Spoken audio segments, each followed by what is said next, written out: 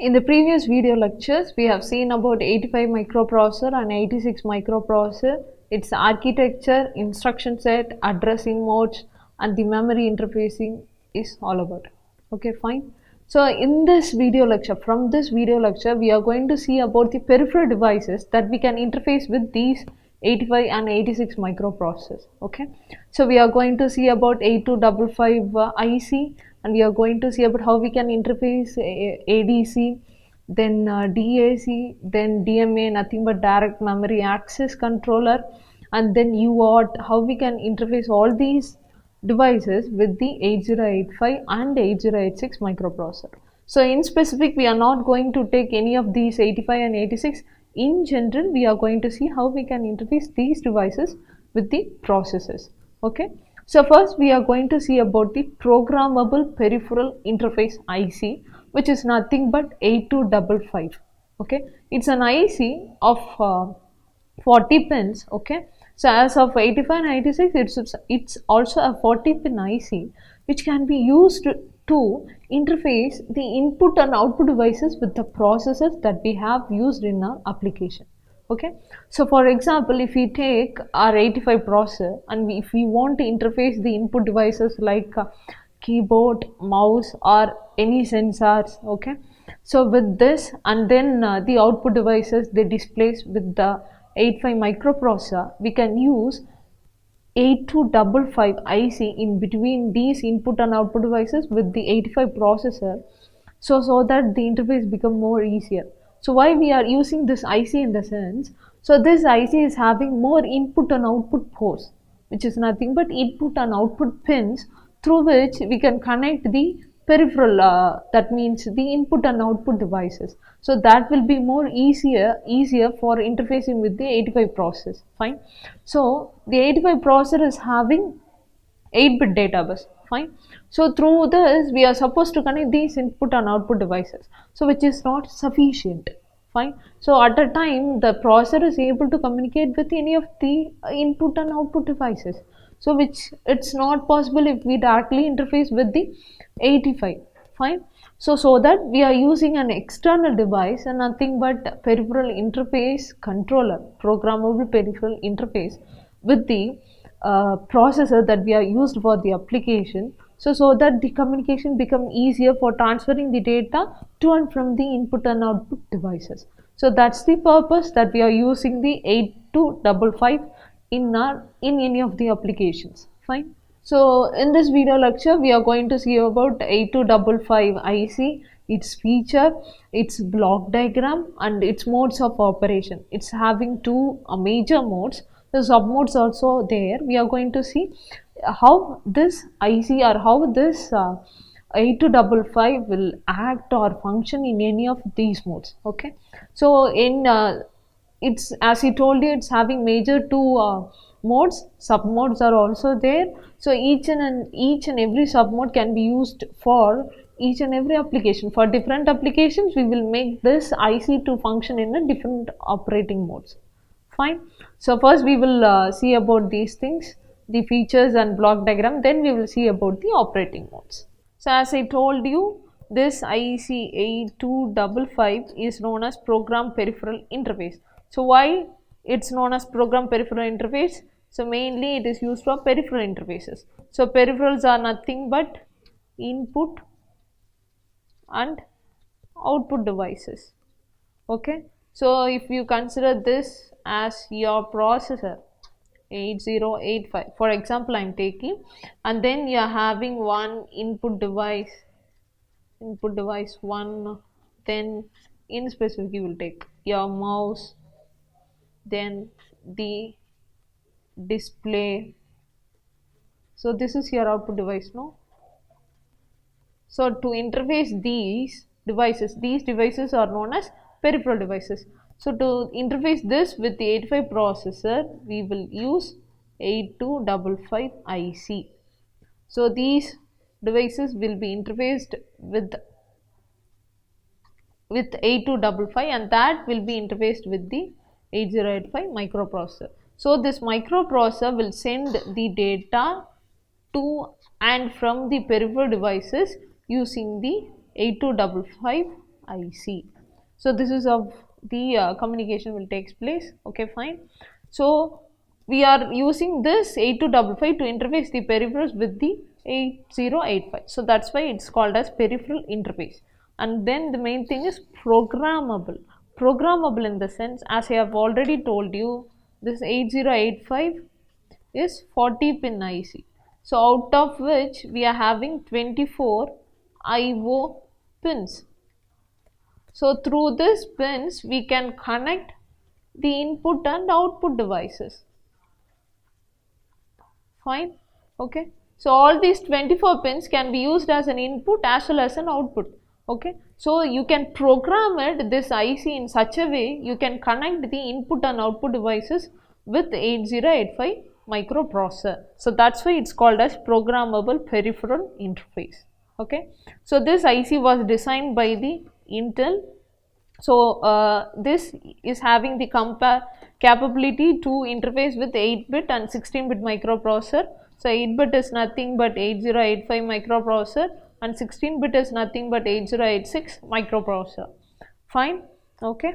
So this IC, there is no need for external logic necessary to interface the peripheral devices. So internally you can write an ALP program, nothing but assembly language program, to program this 8255 to interface with the peripherals.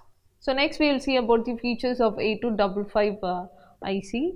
Okay, as I have already told you, it's a 40 pin IC and it's having 24 IO pins, which means that it's having 24 pins through which we can connect the input and output devices. Okay, so this 24 pin is divided into 3 ports. So each port is having 8-bit. So the first one is port A, it is having 8-bit, and second one is port B, it's having 8-bit, and last one is port C. Okay. So this 24 pin is divided into 3 ports, port A, port B, port C, through which we can connect the input and output devices. So these 3 ports is categorized as 2 groups. One is group A, another one is group B. In group A is known as the whole 8-bit port A and upper bits of port C. Okay.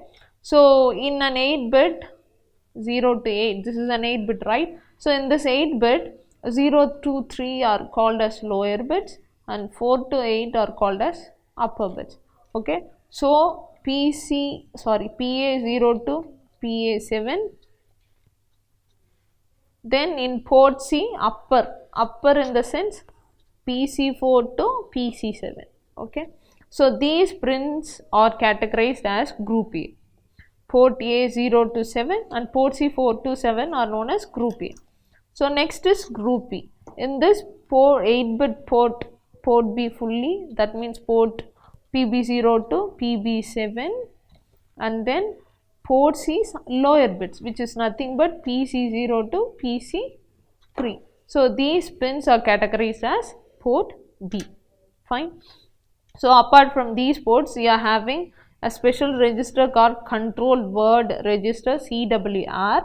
So this register, control word register, we use to configure the ports that we have discussed already. Okay. So configure in the sense we can configure either as an input or output, and I have already told you here we are having major 2 modes. We can configure these ports to operate in either of the modes that we are going to discuss later. Fine. So this control word register is most important for configuring the ports and its functions. Fine. So these are all the features of 8255 IC, which is nothing but programmable peripheral interface. So now we will look on to the block diagram of 8255. This is the block diagram of 8255 IC. Fine. So these are all the ports.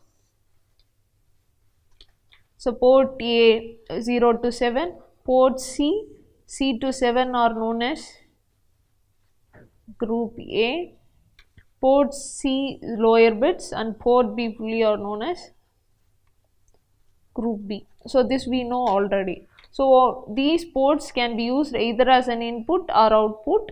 Okay. So that's why bidirectional line is mentioned. Okay. So through we can access the data to and fro from these ports So the data buffer is connected with this. So this data buffer is used to store the data temporarily to and from the input and output devices. So consider that this is your 8255 IC, the whole thing is 8255. So here your microprocessor will be connected. Okay, fine. So these data lines D0 to D7 will be connected with the processor. Fine. So that the processor will send the data to the output device, okay, through this 8255 IC and receives the data from the input device through this 8255 IC by using this data bus buffer. Okay. So if the processor wants to send the data to the output device, so it will give the data to the data buffer, it will be stored there. So from that it will be latched to the output device through the ports that we have given here. For example, if we have connected the output device at port A, processor wants to send the data, what it will do is it will store or sends the data to this buffer through the data lines. Okay. So this will be configured as an output using the CWR register. This we will discuss later how we can configure it and all. Okay. So through port A, the value in the data buffer will be given to the port A. Through the port A, it will be transferred to the output device. So this is how it will happen. Fine. If it wants to get the data from the input device, from the port, it will be stored in the data buffer. From the data buffer, processor will take the data. Okay. So next, this is how the operation will take place. These buffers will be connected with all these ports. Fine. Then we will discuss about the signals that we have that is here. The first thing is CS. CS is nothing but chip select. So here it is given as CS bar, which is nothing but active low pin. Okay, which is nothing but if we give 0 to this pin, then only this 8255 IC will be enabled. Otherwise it is not. If you give 1 means this IC will not be enabled. So to make this IC to function, you are supposed to give 0 through this chip select pin. Okay. And next thing is reset. So when you reset this 8255, okay, the control word register will have the value of 95, which is nothing but this will make all the ports, port A, port B and port C, make all these ports to act as an input. Okay. So this reset function we have already discussed in 85. When the processor is resetted, all the registers, general purpose registers and special purpose register will be resetted to the value 0000. So that we have seen there.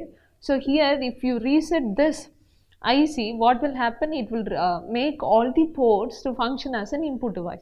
So as a default thing, all these ports will function as input. So if you want to make it as an output, you have to configure the CWR, nothing but control word register, to make it to function as an output. Fine. So and the next thing is A0, A1. So these are the address lines that are from the processor. So from the processor we will use these A0 and A1. So in conjunction with RD bar and write bar. Okay, in conjunction with RD bar and write bar, read bar and write bar, this A0 and A1 used to select any of the ports and CWR. So ports nothing but port A, B, C. Okay. So in these 4 lines are used to select whether the data lines, that means the values of data lines can be used or given to ports, any of the 3 ports or CWR register. Okay. So this is nothing but the value in the data bus, we are supposed to give any of these ports, no. So that will be decided by these 4 pins. Okay, the value that resides in the data bus is given to any of the ports or CWR, that is decided by these 4 pins. So this we will see a table how the values here will determine that the data bus values are given to the port A or CWR. Fine. So then the signal is write bar. Okay. So this will decide if it is low. Bar means it's active low pin, right? So W bar, which is nothing but active low pin, if it is low, which means processor is going to give value to the output device. Processor is going to write on the output device. Fine. If it is going to write means it will issue the write bar signal. If it wants, the processor wants to read the data from the input device, it will issue the read signal. Okay, this is also RD bar is also active low pin. Fine. If the processor wants to read the data, it will issue read bar. If the processor wants to write the data, it will issue the write signal. Okay. So these signals will decide what operation this 8255 is performing. Whether the ports are assigned as an input or output, whether it's getting the data or giving the data, all those things are decided here by these pins. Fine. So this is what the internal architecture or block diagram of 8255. So as I have already told you, now we will see how the values of the control signals A0, A1, read bar, write bar will decide the data bus values to be given to any of the ports or CWR. Okay. So these two are the address signals A0, A1, and this is chip select CS bar, and this is write bar, and this is read bar. Okay. So chip select, how it is used? It used to enable the IC that we have already seen.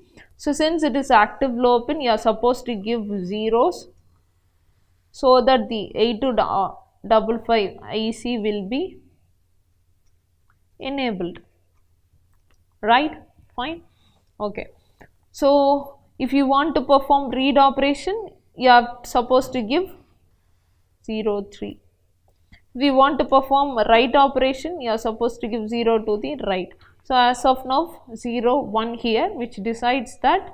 So write, if it is 1 means you are not going to perform any write operation. Here it is 0, which means that we are going to perform read operation.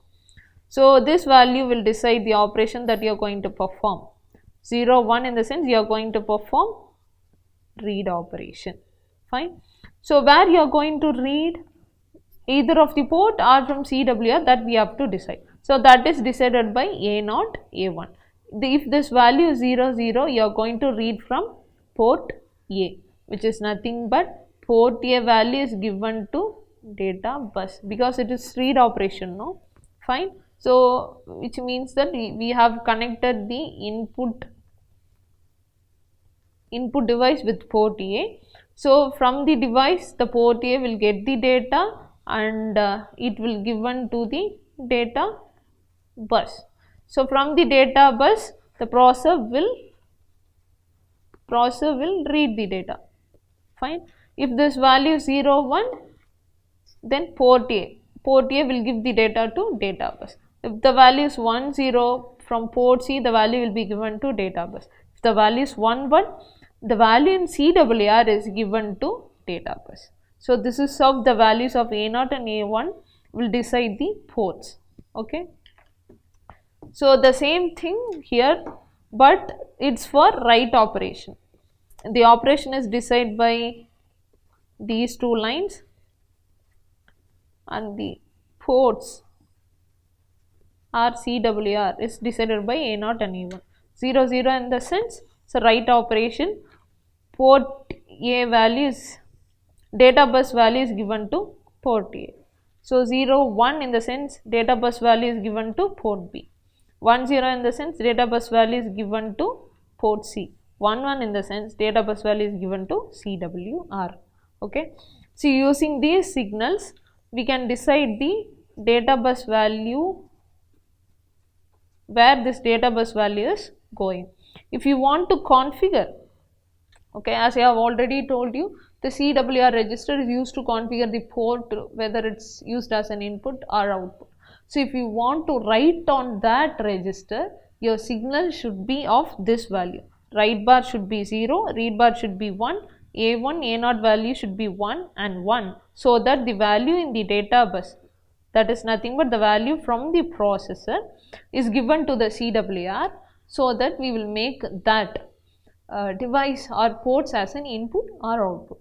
Fine. So as I have already told you, here it's having operating modes. Majorly it having two modes.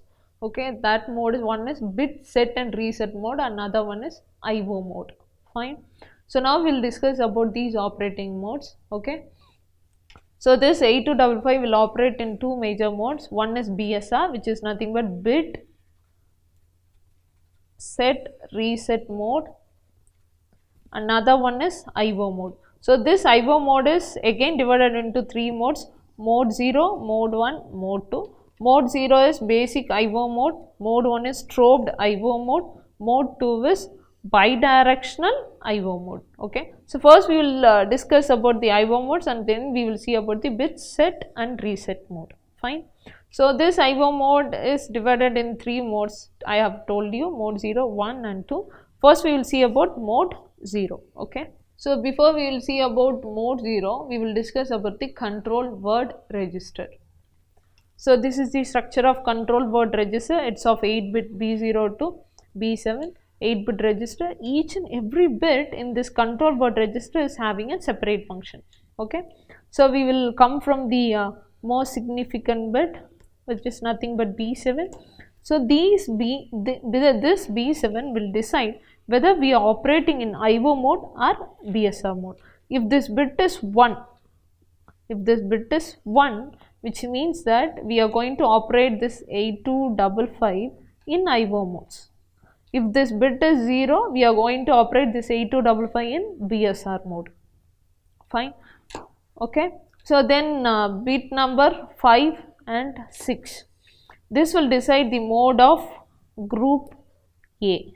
So what is group A? And is nothing but PA0 to PA7, then upper lines PC0, PC7, upper lines of port C. So the modes of group A is decided by the bit number 5 and 6. If this value is 0, 0, group A will operate in mode 0. If this value is 0, 1, group A will operate in mode 1. If this value is 1, 0, group A is operated in mode 2, and 1, 1 is not defined. Fine. Then bit number B4. So what it will decide? It will decide the group A pins as an input or output. So if this pin is 1, then the pins of port A is configured as an input. If this pin is 0, then the group A pins are configured as an output. So that is nothing but the whole 8 pins, PA0 to PA1. If this value is 1, all these pins are configured as an input, which means that through this port you have connected the input device.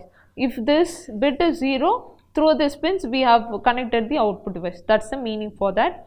Then bit number 3. So this meant for port C upper bits. So this is also the same. If it is 1, all these 4 pins are connected with the input device. If it is 0, all these 4 pins are connected with the output device. So then bit number 2, this will decide the mode of port B in specific.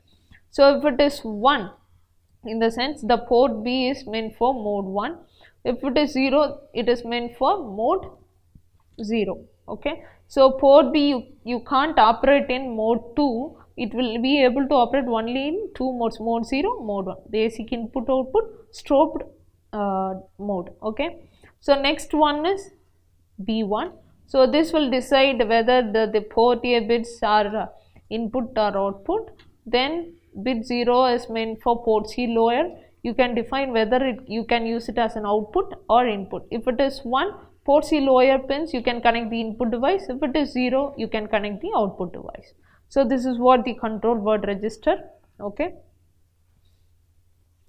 So using this register, you can select the modes for the groups, and then you can define whether that particular port can be input or output. So this is what the structure of the control word register. So how we can give the data to this register in the sense using the RD bar, write bar, A0, A1. So when you set values to this accordingly, you can give the data from the data bus to this control word register, so that for the particular operation the corresponding settings will be done. So first we will see about mode 0, which is nothing but basic input output mode. So for this mode we will use all these three ports, port A, port B, port C. So all these three ports can be used as an input or as an output. Either of these things is possible here. So you can use port A as an input, port B as an output, and port C as an input. So you can use it alternatively. Either thing is possible here. At the same time, port A can be used as an input and port B used as an output. So that is possible. So this we can configure using the control word register. So that we have seen previously. Fine. Okay. So all these ports can be used. Fine. It can be used as an input or output port. Here input ports are not latched, output ports are latched here. Okay. So the maximum of 16 IO configurations are possible. So IO 16 possible in the sense you can use it as an alternative thing. Okay, port C can be splitted and it can be used as a lower bits and higher bits. No, so with that we can use it as an 16 combinations. Fine. Port A as an input, port B as an output, port C lower as an input, port C higher as an output. So that kind of combinations. So 16 such kind of combinations are available for different applications that we can use. Okay. So as a summary of mode 0 is generally used for configuring your ports. So all the ports you can use A, B, C through which you can connect your devices.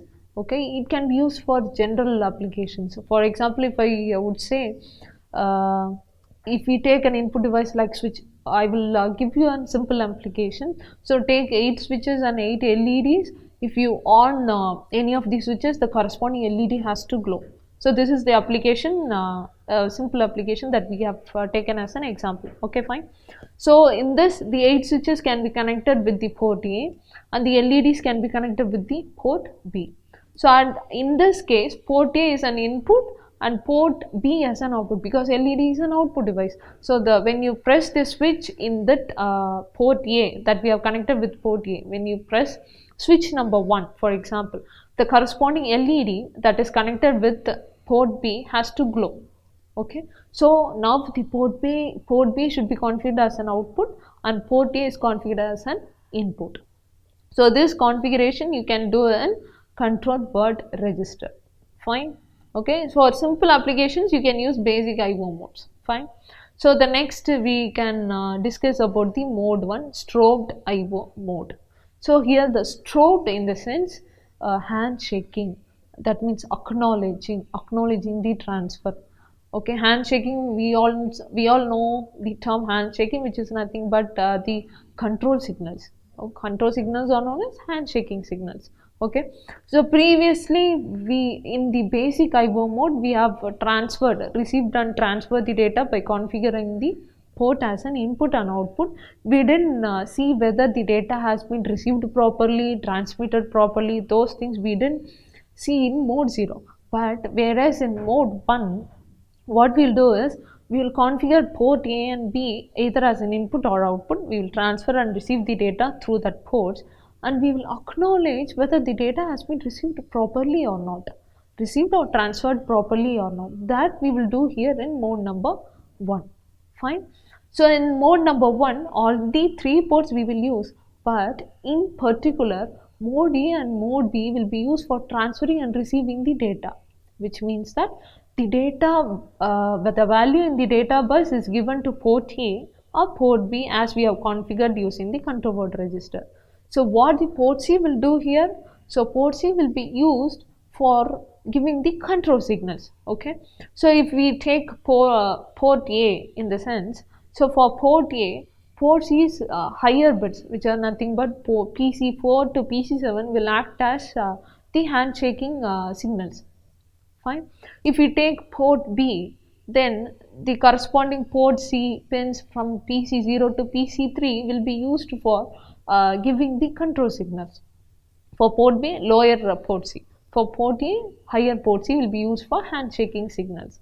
So that is what will happen here. So for example, if we take port A as an input, input device is connected with port A. Okay, if the processor wants to receive the data from port A, the value from input device will be given to the data buffer, right? So from the data buffer, the processor will read the data. Okay, so if the data buffer is empty, then the processor can't read the data from that buffer. Once the buffer is full, it can read the data from the 8255 device, no? It in the sense the processor will read the data from the buffer. Until the buffer is full, we can't read the data, right? So to indicate the processor that this data buffer is full, which means that the input device has given the data and the data is residing in the processor, residing in the 8255 buffer. This has to be indicated to the processor, no? So that is given, or that is indicated by the PC, port C pins. Fine. So we already told you that port C pins can be used as a handshaking signal. So that will generate a handshaking signal to the processor that indicates that this buffer is full or not. So this is how the handshaking signals are used. So I have just given an example of buffer full. Other handshaking signals are also there. So that's we will discuss it now. Okay.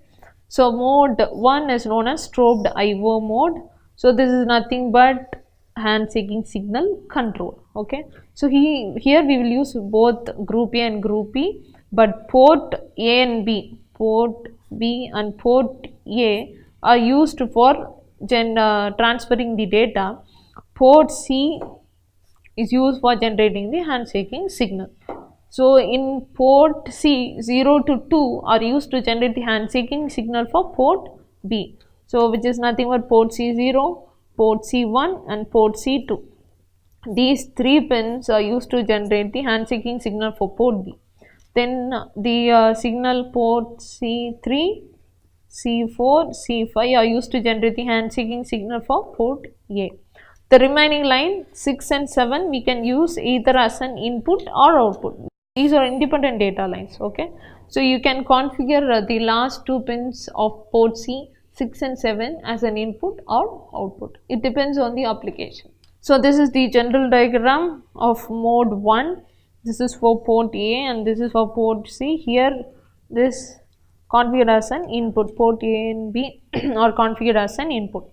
So when we speak about port A, so this is configured as an input. Okay, so this is your 8255 IC, don't get confused. Fine. So from this your processor will be connected at this side. Okay, so from the input device you can receive the data through port A. Fine. Then I have already told you PC3, PC4 and PC5 are handshaking signals for port A. Okay, so we will see each and every handshaking signal now. Okay, so for port B, the pins PC2, 1 and 0 are handshaking signals. The purpose is same. STB, IBF, INTR. Here also STB, IBF, INTR. The function is same, but the pins that we are using is getting different. That is the difference between port B and port A. That's all. Fine.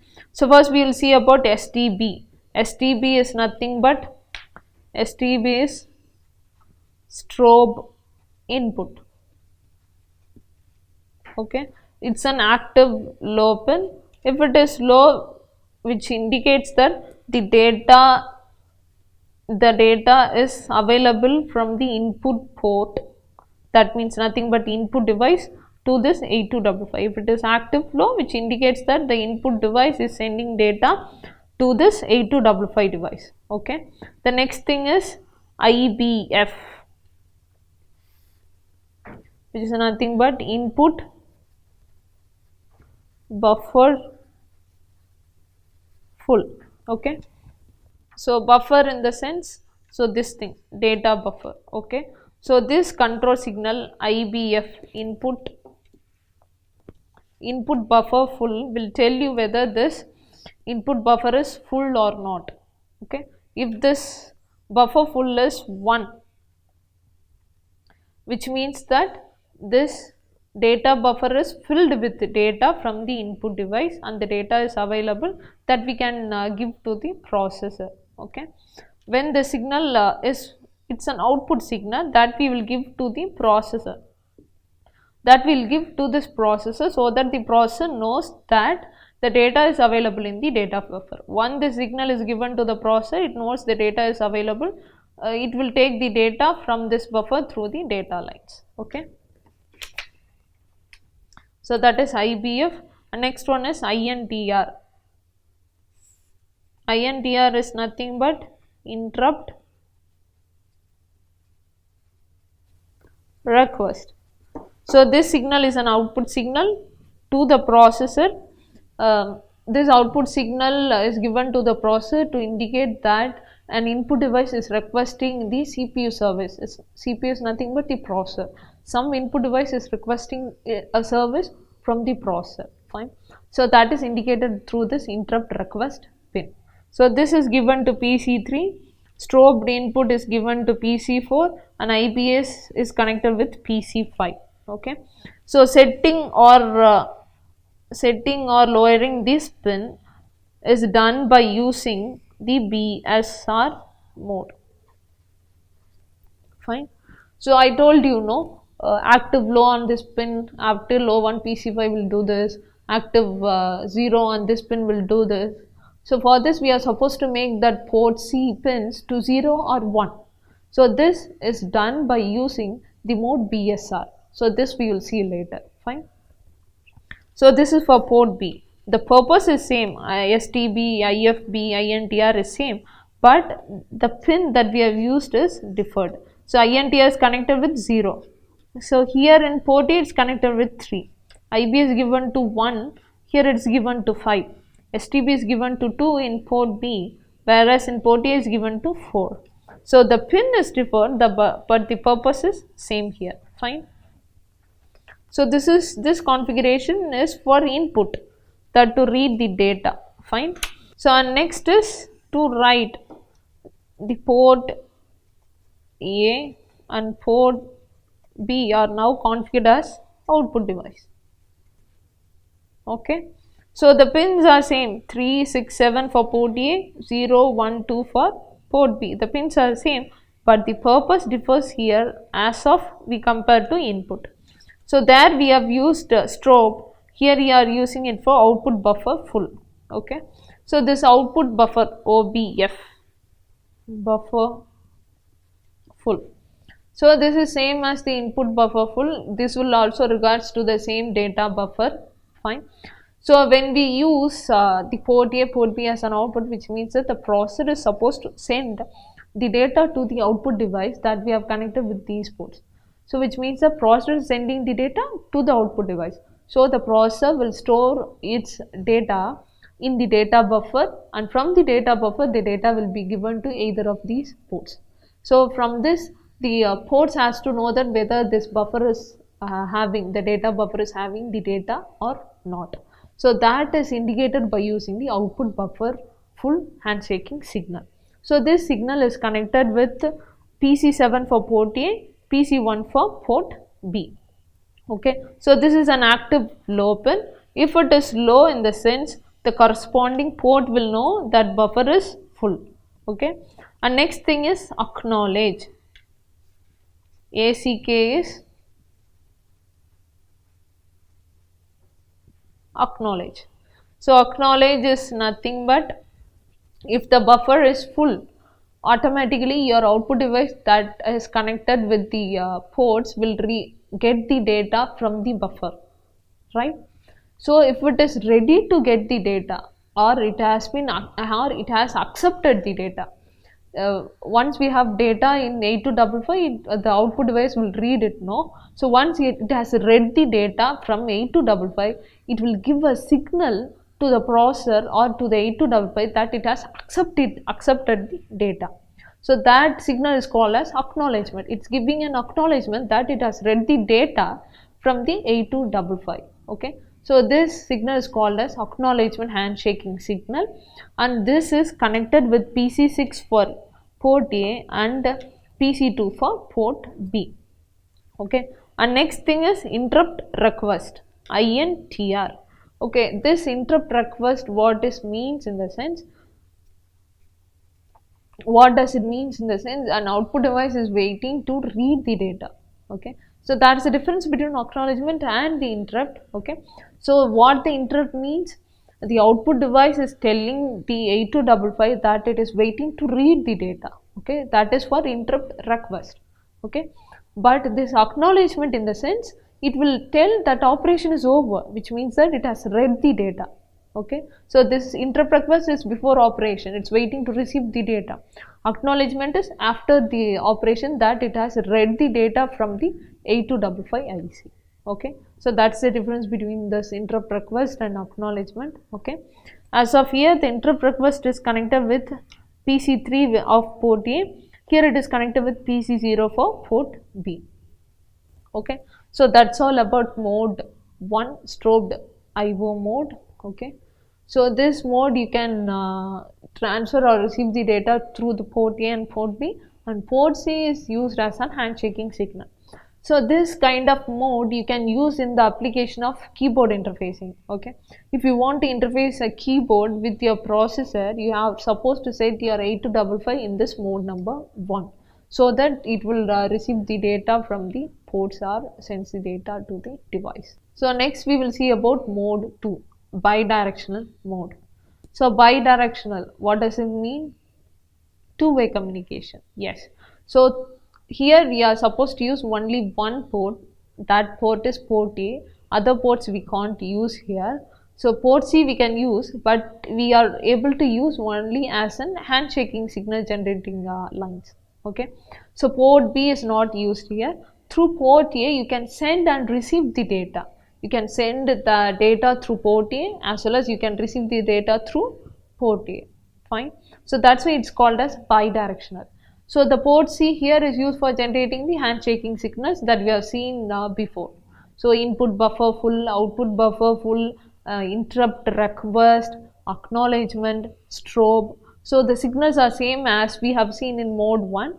The same signals, same purpose, same pins, but here the thing is port A is only used for sending and receiving the data. Fine. So here I have shown you that diagram. This is 8255 IC. Okay, through port A you can send and receive the data. This is bidirectional here now. Okay, PC3 for interrupt request. Okay, PC7 for output buffer full, PC6 for acknowledgement, PC4 for strobe, PC5 for interrupt, input buffer full. The purpose is same. So the remaining line is PC0 to PC2, which is used as an input or output line. Okay, so the through pins it's bidirectional, we have just told already. Okay, so read and write operations can be done through the same port. Fine. Okay, so the set and reset of the handshaking signals I have already told you that we will do by using the BSR mode. Okay, so this bidirectional IO mode we will use for applications like when we interface the printers. Okay, printer device is there now. If you want to interface your printer device with your processor, you are supposed to configure your 8255 in mode 2. Fine. Okay, the handshaking signal purpose are same that we have seen already in mode 1. The purpose is same, but spins only varies. Fine. So now we will see about the BSR mode. So what is BSR? Bit set reset mode. So when you want to configure this 8255 in BSR mode, what you are supposed to do? Yeah, you have to configure the control word register. So in that, the last bit B7. Do you remember that? Yes. So if that value is 1, you are configuring your 8255 in IO mode. If that value is 0, you are configuring in BSR mode. So that value should be 0 here. This is the CWR register. The B7 should be 0 to operate in BSR mode. So this BSR mode we will use only for port C. Okay, either in other ports we can't configure it using this CWR. Fine. Okay, so the bit number 4 to 6 in CWR is not used here. Fine. So the bit number 0 will tell you whether the particular pin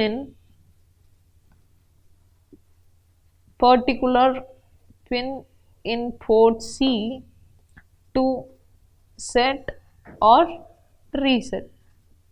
Okay, which is nothing but either if you want to make port C 0 pin as set or reset, you have to give the value here. If it is 0 means you can reset this value, if it is 1 means it will set this particular bit. Fine. So this bit, whether it is 1 or 2, that is selected by B1, B2, B3. Fine. If this value is 0, 0, 1, then port C first pin will be selected, and if it is 0, the corresponding pin will have the value 0. Okay. So or else if the value is 0, 1, 0, then it corresponds to port C's second pin. If that value is 1, this pin will be set. So this is of the set and reset operation will happen using bit set and reset mode. Using this mode, you can set either of the pins as set or reset, so that you can use it in the mode number 1 and mode number 2. So that you are configuring that handshaking signals, no? So that configuration you can use it, you can do it using this mode, BSR mode. Fine. Okay. So till now we have seen about the features, operating modes, then block diagram of 8255 IC. That means programmable peripheral interface. Okay. Using that we can interface any of the input and output devices with the processor. And we have seen how we can configure that 8255 as an input or output and its operating modes. Okay. So where we can use this 8255 and how we can use, in the sense, the applications of this are, you can use it for interfacing the analog to digital converter. So ADC is nothing but a analog to digital converter. So this conversion we will discuss in the next video lecture. There we are going to see about analog to digital converter and how we can interface that with 8255 using, how we can interface that ADC with 8085 using 8255. Fine. So the next application, you can interface it with DC or stepper motor. You can use it for keyboard operation. So that I have already told you, if you configure this 8255 in mode number 1, okay, you can use it for keyboard operations and for traffic light controller, and if we use the port A to generate the square waves. So for these applications 8255 are used. So in the next video lecture we will see about analog to digital converter.